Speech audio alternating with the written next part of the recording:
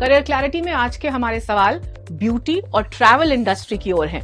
सबसे पहला सवाल देखते हैं, प्रयागराज से है ज्ञान प्रकाश का। टीचिंग के क्षेत्र में जाना चाहता था जरूर, लेकिन अब मन नहीं करता। अब ब्यूटिशियन और बाल कटिंग करना चाहता हूँ।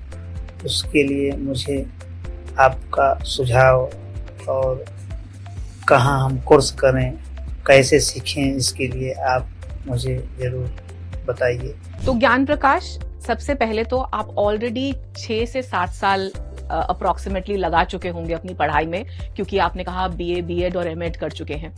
बीए, बीएड और एमएड करने के बाद अब आपको लग रहा है कि आपको ब्यूटी की तरफ थोड़ा जाना चाहिए, हेयर स्टाइलिंग में आप इंटरेस्ट दिखा रहे हैं, वो किया जा सकता है, बिल्कुल करें।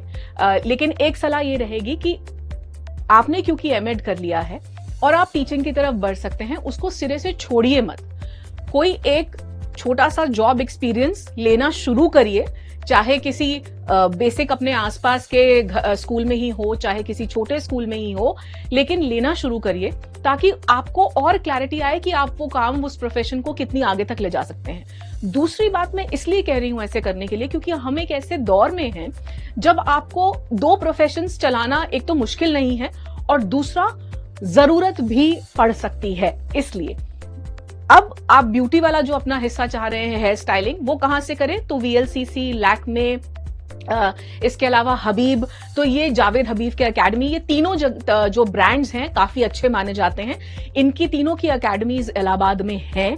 आप वहां से छोटे कोर्स से शुरू करिए, 3 महीने का कोर्स लीजिए हेयर स्टाइलिंग में, 6 महीने का कोर्स लीजिए ब्यूटी में, फिर आप देखिए कि आपको वहां मजा आ रहा है कि नहीं आ रहा।